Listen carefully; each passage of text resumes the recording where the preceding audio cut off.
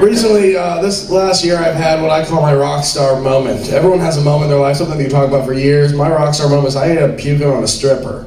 You know the rock star, like when you saw a car in half, or you like, you know, take a dump in some girl's shoes. Get your pecker caught in a vacuum cleaner.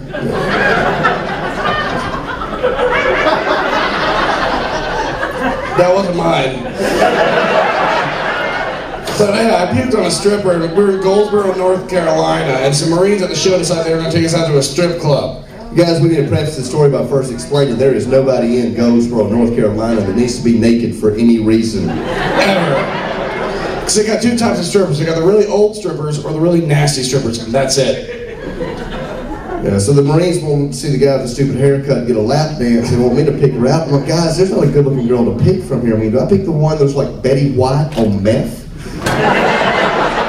Or do I pick the one that was like that thing that was tied to the bed in the movie Seven? Well,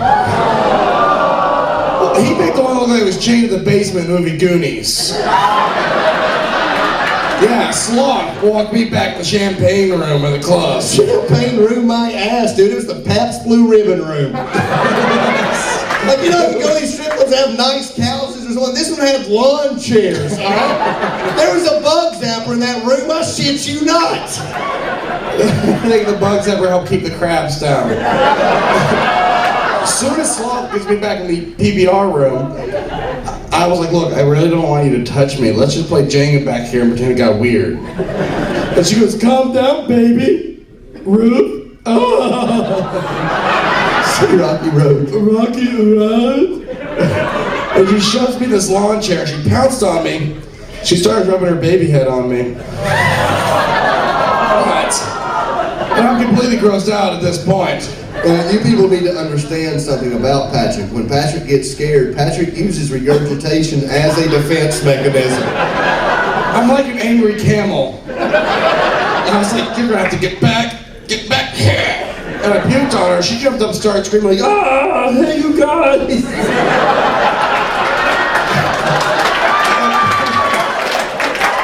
I got you doing that voice next to him doing the shuffle later on. I have to get Nate do the shuffle a little bit. Yeah, but Matt, apparently, I figured we're getting kicked out. So Matt saw us all go down. He's at the bar like, wee, tap us out. Because that's how he talks. Quit with the damn gun thing, dude. He doesn't always sound like he's about to do that anyway. He's like, my sister. But that's not what we got kicked out for. We didn't get kicked out because he puked on her. We got kicked out of the place because he stormed out of that room saying, in my opinion, one of the greatest lines I've ever heard. Maddie, let's get out of this place. It stinks like chlamydia.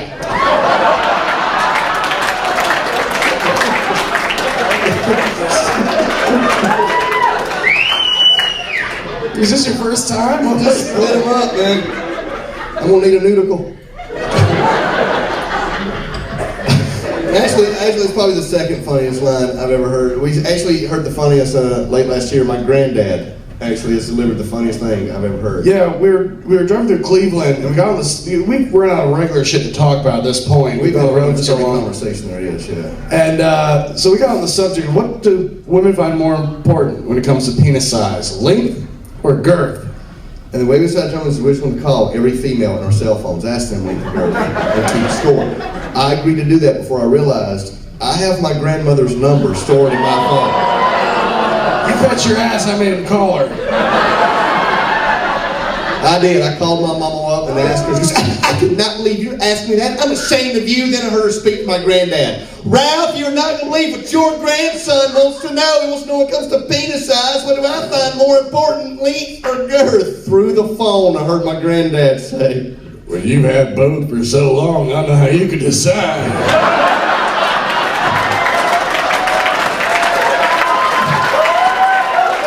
Not about wreck the car, but this guy's my hero.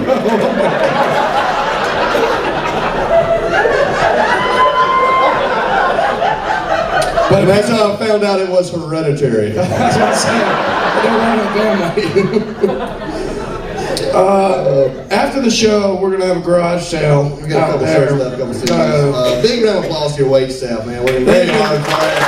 They've been dynamite all week. They've been taking care of us, putting up with our shit. So if you had a good time, whatever you're going to take, throw an extra $1 down on top of you, because $1 for you doesn't mean much, but collectively, when it's all, it means a great deal of weight stuff. So make sure you take care of them. Let's do these shots. Nate, is Nate still in here? Come on over here to the shot. Manservant, to the stage! He's going to blow out an O-ring trying to get up here. Come on. He's just sitting there going, can I just smell it? They're not going to drink it. All right. First thing you got to do is smell it. This ain't even a bomb. This is straight Jaeger, man. Yeah, that's what I said. You're right. You were right. We can do this. Any last words, Nate? Here's to a fantastic week with you guys. You guys have been awesome. Here's some nipples. Because without it, Titties are pointless.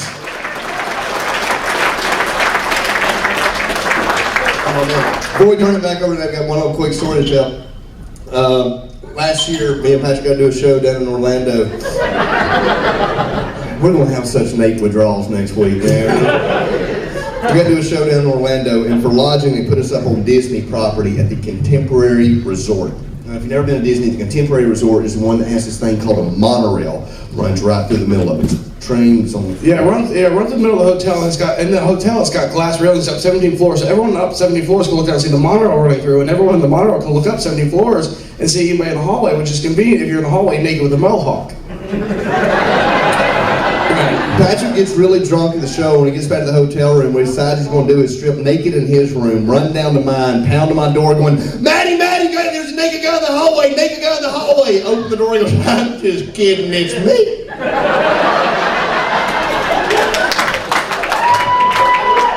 Now, he's expecting me to let him into my room at that point. He looks at me dead in my eye and goes, you know, Patrick's been alive almost 30 years and never allowed a naked man in my bedroom before. And I was like, He goes, I'm not going to start now. Click.